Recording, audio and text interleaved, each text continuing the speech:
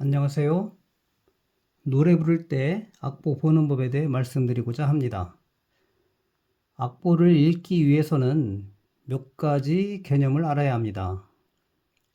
첫 번째로 음의 길고 짧음을 나타내는 음표와 심표에 대해 말씀드리겠습니다.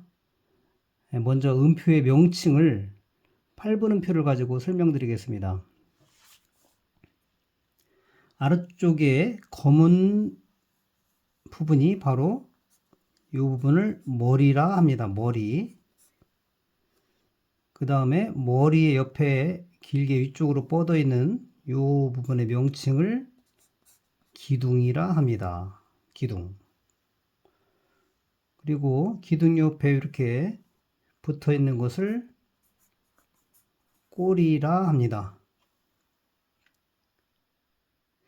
이때 머리 부분이 까맣게 칠해 있는 것도 있고 어떤 경우에는 안에가 칠해지지 않고 비어 있는 머리도 있습니다.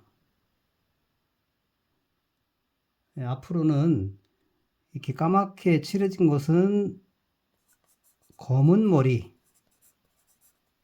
칠해지지 않은 것은 흰머리라고 하겠습니다. 자, 다음은 오음표를 가지고 기준으로 해서 말씀을 드리겠습니다. 오음표는 이렇게 머리만 있고 흰머리만 있고 기둥도 없고 꼬리도 없습니다. 이 음표의 이름은 온음표입니다. 자, 다음에 이분음표인데 이분음표라고 하는 것은 두이자와 나눌 분자를 사용합니다. 두 개로 나누었다. 그럼 뭘 두 개로 나누었느냐? 오음표를 둘로 나눈 것을 이분음표라고 합니다. 이분음표의 모양은 흰머리에 기둥이 있습니다. 흰머리에 기둥. 자, 그 다음으로는 사분음표. 사분음표는 금방 이분음표는 둘로 나누었다고 했는데 사분음표라고 하는 것은 네 개로 나누었다. 무엇을? 운음표를 네 개로 나눈 거예요. 다시 말해서 이분음표를 또 한번 분할을 시키면 음표 4개가 되겠죠? 사분음표인데요. 머리는 검은 머리에 기둥, 검은 머리에 기둥. 이렇게 검은 머리에 기둥이 있는 것을 사분음표라 합니다. 4개로 나눴다. 자, 그 다음에 사분음표를 또 둘씩 나누면 어떻게 될까요? 몇 개가 될까요? 하나, 둘, 셋, 넷, 다섯, 여섯, 일곱, 8개. 8개의 음표가 나오는데 요거를 8개로 나눴으니까 8분음표. 자, 8분음표의 모양은 검은 머리에 기둥, 꼬리 1개가 달려 있습니다. 검은 머리에 기둥, 꼬리 1개가 달려 있습니다. 어떤 경우에는 어떤 악보에 보면은 이렇게 꼬리를 2개를 붙여 놓은 경우가 있어요. 이렇게. 요거는 꼬리 1개가 붙어 있다는 거와 마찬가지예요. 자, 이렇게 검은 머리에 기둥, 꼬리. 검은 머리에 기둥, 꼬리. 붙일 경우에는 이렇게 한 줄로 이렇게 붙이게 됩니다.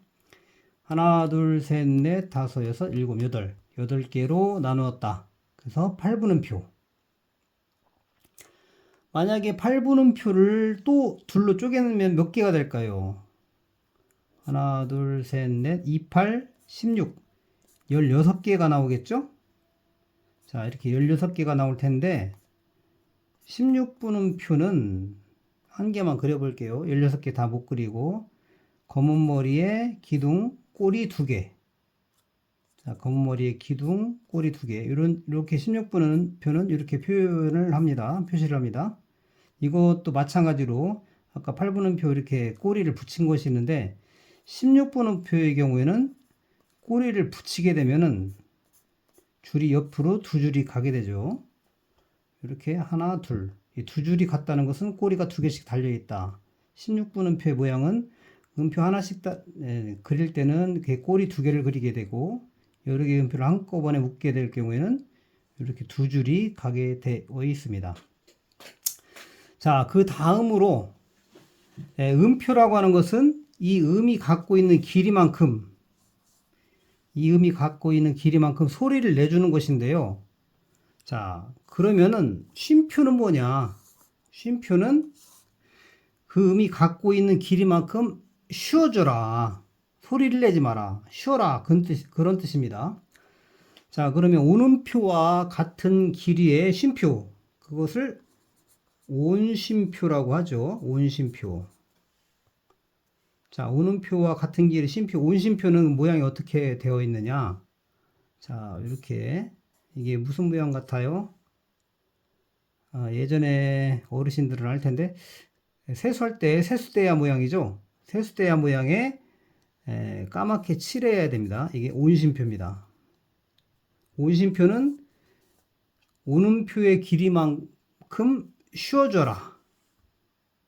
자, 그 다음에 온심표를 역시 또 둘로 쪼개게 되면 이분심표가 되겠죠. 아까 이분음표처럼 이분음표 둘로 쪼갰다 해서 이분음표였는데 온심표를 둘로 쪼개면 이분심표. 자, 앞으로 심표는 한 개씩만 그릴까요? 자, 이분심표는 모양이 모자 모양입니다. 이렇게 모자 모양. 모자 모양에 까맣게 칠한 것. 이것이 바로 이분심표가 되겠습니다. 이분심표. 자, 그 다음에 또 이분심표를 둘씩 쪼개게 되면은 4분심표가 되겠죠? 4개로 나눴으니까 4분심표. 4분심표의 모양은 자, 요와 같습니다. 무엇 같은가요? 뭐 새가 앉아 있는 모습? 어쨌든 요와 같이 4분심표가 되겠습니다. 자, 그 다음에 또 4분심표를 둘로 또 쪼개게 되면은 8개가 나오겠죠. 이거는 8분심표. 8분심표는 자, 이렇게 까맣게 칠하고 요와 같이 생겼습니다. 요와 같이. 자, 이 표, 그 다음에 8분심표를 또 둘로 쪼개게 되면 어떻게 될까요? 그렇죠. 16개가 되니까 16분 쉼표. 16분 쉼표는 까맣게 칠하고 이렇게 또 까맣게 칠하고 이렇게 해서 16분 쉼표는 요와 같습니다. 자, 이렇게 해서 음표와 쉼표의 개념을 살펴봤는데 그러면은 이 음표와 쉼표를 어떻게 적용할 것인가 한번 설명을 드리겠습니다. 자, 첫 번째 개념으로 음표와 쉼표를 살펴봤는데요. 두 번째는 박자의 개념을 알아야 됩니다. 몇 분의 몇 박자다. 어느 곡이 꼭 박자 표시가 되어 있죠? 몇 분의 몇 박자. 이렇게 음자리표 다음에 아라비아 숫자로 쓰여 있는데 예를 들어서 뭐 4분음 4박자다. 또는 뭐 2분음 3박자다. 이렇게 표시가 되어 있습니다. 자, 이것은 무슨 개념이냐? 자, 한 마디 안에 4분의 4박자라는 것은 한 마디 안에 4분음표, 이거는 음표를 말해요. 4분음표가 한 마디 안에 4개 들어있다. 4개 들어있는 박자표다. 하나, 둘, 셋, 넷. 이렇게 4개 들어간다는 뜻이고, 이 음표는 붙이기도 하고 나누기도 합니다. 뭐 4분음표 어쨌든 간에 합쳤을 때 모든 음표를 합쳤을 때 4분음표가 4개 들어가도록 그렇게 그려놓은 박자표다. 다음에 2분의 3박자다. 이것은 아래 것이 음표라고 했죠. 2분음표가 한마디 안에 3개 들어가 있는 박자표다. 그래서 어느 곡을 봤을 때 예를 들어서 이 곡이 2분의 3박자의 곡이 된다. 그러면 2분음표가 한 박자가 되는 것이고 한마디 안에 3개 들어간다. 그런 개념입니다. 하나, 뭐 2분음표가 하나, 둘, 셋. 그리고 마디가 또 나뉘고 하나, 둘, 셋. 이런 식으로 악보가 흘러가겠죠. 자, 그 다음에 또 박자 8분의 6박자. 8분의 6박자라고 하는 것은 8분음표가 한마디 안에 6개가 들어가는 박자다. 그래서 8분음표를 예를 들어서 분할을 시키면은 하나, 둘, 셋, 넷, 다섯, 여섯. 한마디 안에 이렇게 6개씩 들어간다. 이걸 합치게 되면은 점사분음표랑 같은 길인데 뭐 또 이렇게 표현할 수도 있겠죠. 한마디 안에 어쨌든 8분음표가 6개 들어간다. 이것이 박자를 말하고 있습니다. 자, 그 다음에 악보를 읽기 위한 세 번째 개념은 음의 높낮이입니다. 음의 높낮이. 모든 악보는 도레미파솔라시도. 자, 이렇게 요 개념 안에 다 들어가 있어요. 먼저 다장조로 쉽게 좀 설명을 좀 드리면 아래 첫째 줄에 있는 것이 도, 그다음에 레, 미, 파, 솔, 라, 시, 도가 이렇게 되겠죠. 도, 레, 미, 파, 솔, 라, 시, 도. 자, 그런데 이렇게 다장조만 있는 게 아니고 어떤 경우에는 이렇게 샵이 하나 붙어 있는 노래, 어떤 경우에는 플랫이 하나 붙어 있는 노래가 있을 수도 있어요. 이럴 때마다 요 도레미파솔라시도의 개 이름이 이동을 하게 됩니다. 이동. 자, 어떻게 이동하느냐? 올림표 붙은 자리는 시로 읽고, 이렇게 내림표죠. 내림표 붙은 자리는 파로 읽어라. 그래서 올림표에 올자를 따고 내림표에 내자를 따서 올시 내파. 한번 따라해 볼까요? 올시 내파. 다시 한번요. 올시 내파. 네, 그렇죠.